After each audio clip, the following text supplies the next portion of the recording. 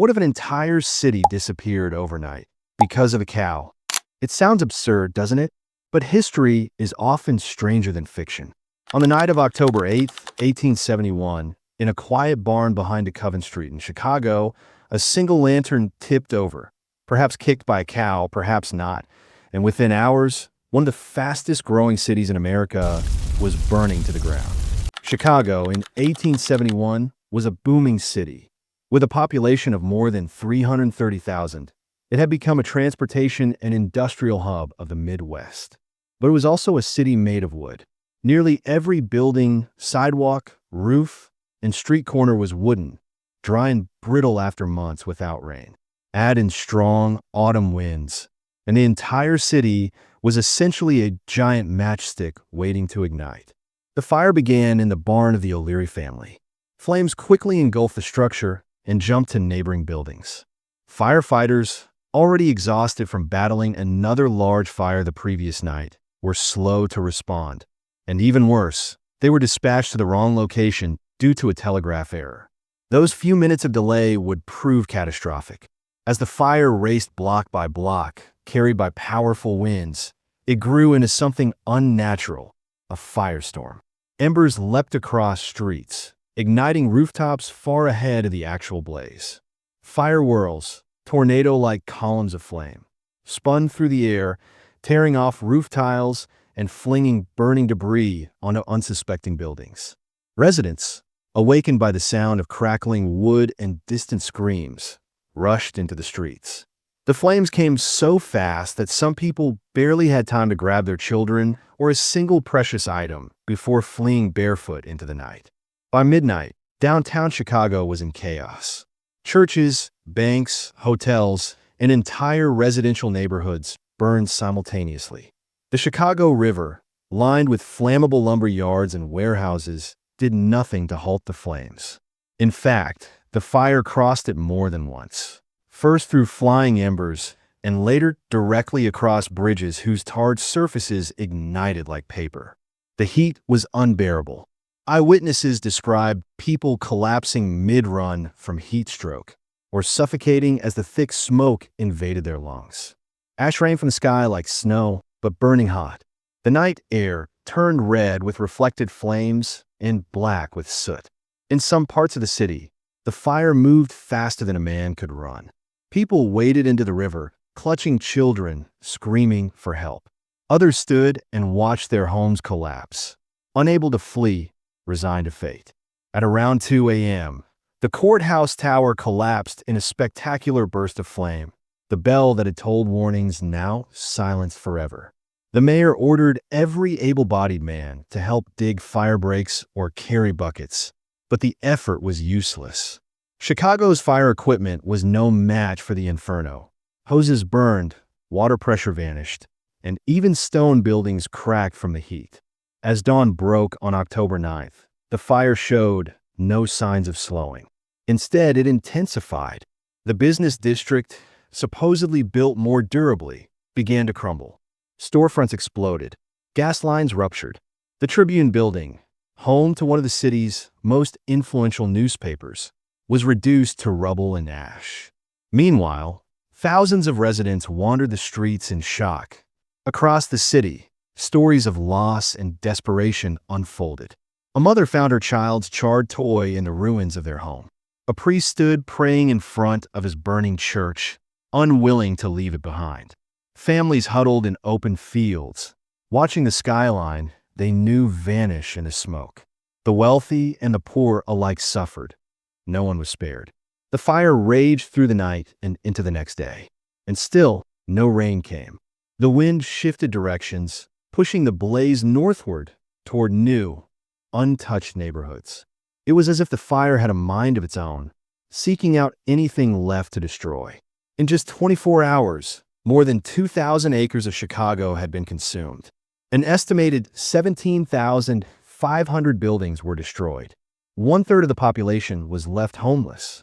The damage was unimaginable, and the fire wasn't even over yet. Chicago had become a ghost city of smoke and embers. But within that devastation, something else began to form. The flicker of survival, the first spark of resilience. The city would never be the same again. Dawn broke on October 10th, 1871, over a city reduced to smoldering ruin. The fire that had started so innocently, perhaps with a cow and a lantern, had now consumed over 2,000 acres, leaving 100,000 people homeless and more than 17,000 buildings in ashes. Smoke still hung thick in the air. The ground was hot to the touch. Wooden beams crackled in the distance.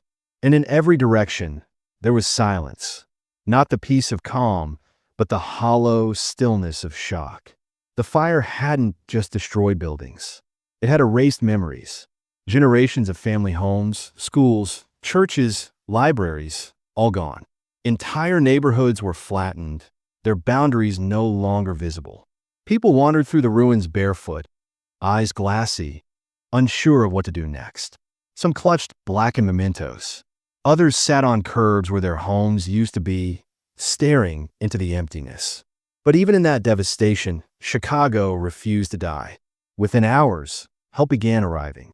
Trains from nearby cities carried food, clothing, and medical supplies. Telegrams of support poured in. Donations came from New York, Boston, Cincinnati, even from as far away as London and Paris. One of the first to act was the city of St. Louis, a former rival, which sent aid without hesitation. In a matter of days, over $5 million in relief was raised, a staggering amount for the time. In public parks and churchyards, tents were erected. Soup kitchens appeared on street corners. People who had once owned elegant mansions now lined up beside factory workers for a warm meal. There was no class division in survival. The fire had made everyone equal. The city's newspapers, though burned to the ground, resumed printing from temporary presses. Headlines read like war reports, city in ruins, mayor appeals for order, hope after fire. But there was no time to mourn, only time to rebuild. And rebuild they did. The fire, as catastrophic as it was, became the greatest opportunity in Chicago's history. What had been a densely packed wooden city was now a blank canvas. A chance to dream, to start fresh, to design something better. In the months that followed, architects flooded the city. Among them were Daniel Burnham, Louis Sullivan, and John Root, visionaries who would soon shape the modern skyline. The city government introduced new building codes that banned wooden structures in the downtown area. Brick, stone, and steel became the new standard. And with these materials came innovation. Within a decade, Chicago would give birth to the world's first skyscrapers, steel-framed giants that rose from the ruins like monuments to resilience.